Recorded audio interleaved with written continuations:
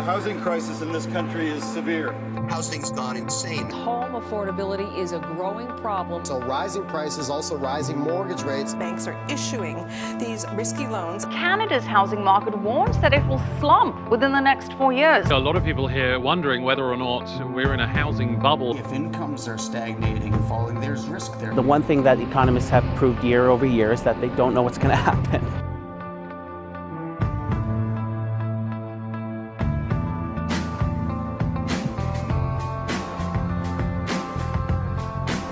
The Toronto housing market has the highest rate of condominium construction in North America. The Greater Toronto Area's home prices are seen to be causing some of the strongest rallying of home prices in the world. Many homeowners have dug themselves deep in debt to own their homes and are seen to contribute a rough 30% of their overall income just to housing expenses such as their mortgage. The scary fact is, these costs can rise incredibly easily. So rising prices, also rising mortgage rates, for the first time that's significant since 2011, is pinching Canadians' pocketbooks and their ability to make our mortgage payments every month. So houses, as a result, becoming less affordable. This shows how much of our paychecks, this survey I'm about to show you by RBC, of our pre-tax income, basically our paychecks, goes towards owning a home in this country.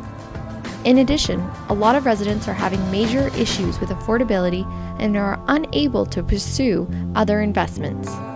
The Toronto housing and rental market is one of the major concerns to the Canadian economy, as high prices of housing can damage businesses and the Canadian economy as a whole. The housing market and mounting household debt demonstrate main domestic risk to the economic development in Canada. New home buyers will be left with extreme amounts of debt when the housing market crashes.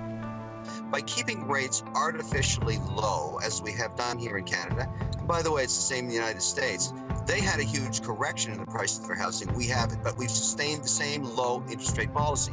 As a result, you are creating, as we've just detailed with those great numbers, a bubble in housing, a hard asset.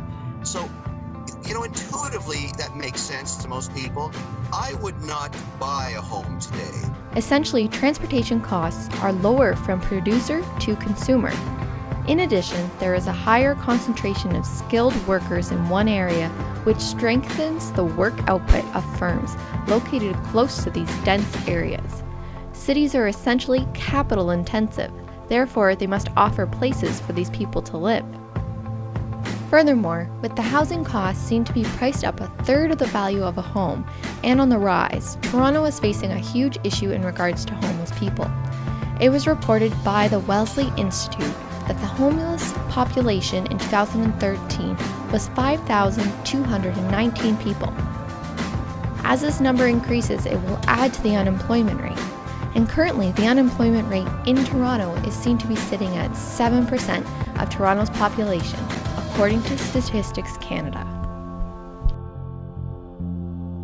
With the development boom, the number of condos and houses is rapidly growing, but ironically, Toronto residents are having a harder time finding places that they can afford. In order to combat this problem, the City of Toronto has implemented a long-term affordable housing strategy, which improves access to adequate, suitable, and affordable housing. With this program, new homebuyers and low to moderate income families have the opportunity to rent a housing unit at a lower cost. However, there is a major downfall to the affordable housing program.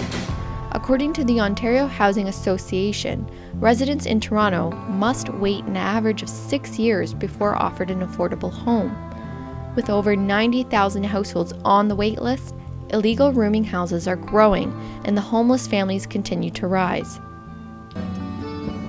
We need more affordable houses because, for you to be on the waiting list for 10 years, for 9 years, by the time I think maybe you die.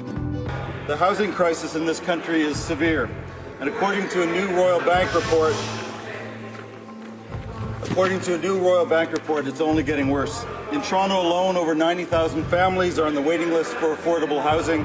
Thousands more are at it every month.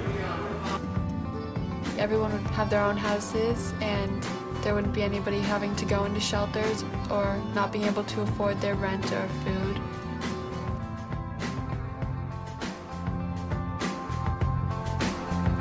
The government also currently has densification policies that encourage these developers to build along the transportation corridors such as the 401 and the Gardiner Expressway.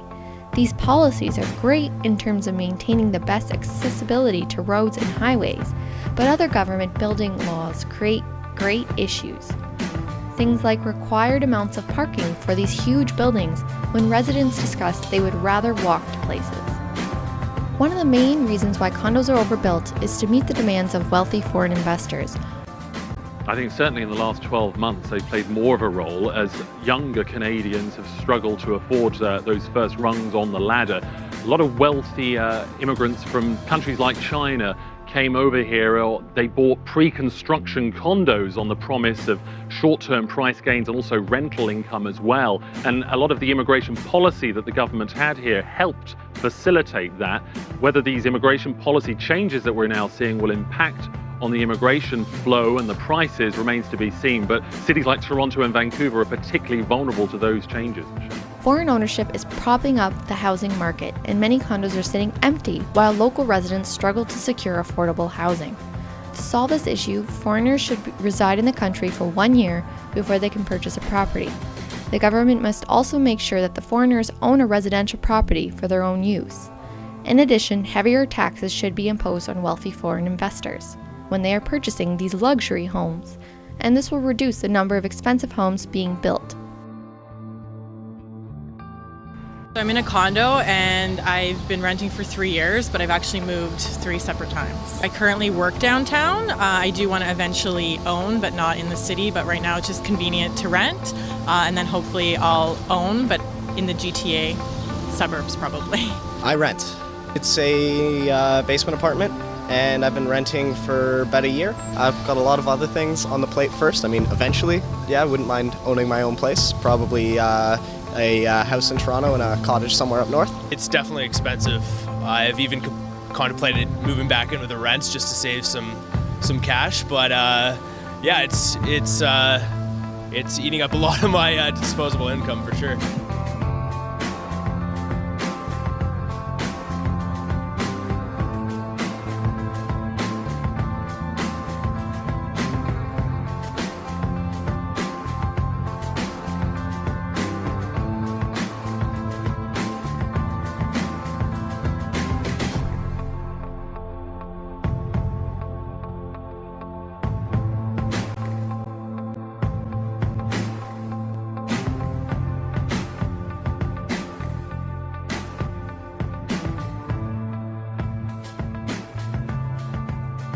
There comes a moment in our lives where reflection and perception becomes inevitable. Collective voices and government strategy are the only options for the city for continuous economic growth.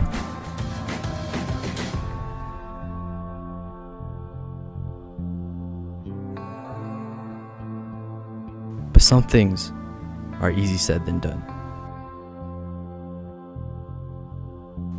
Some things are better in concept than action.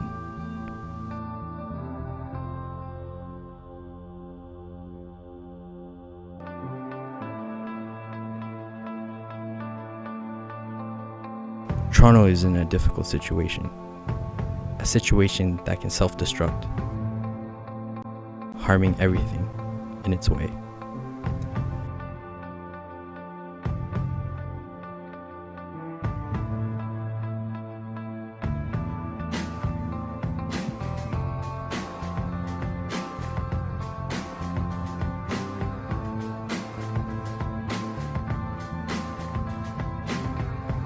Or possibly a situation that can continue to lead growth.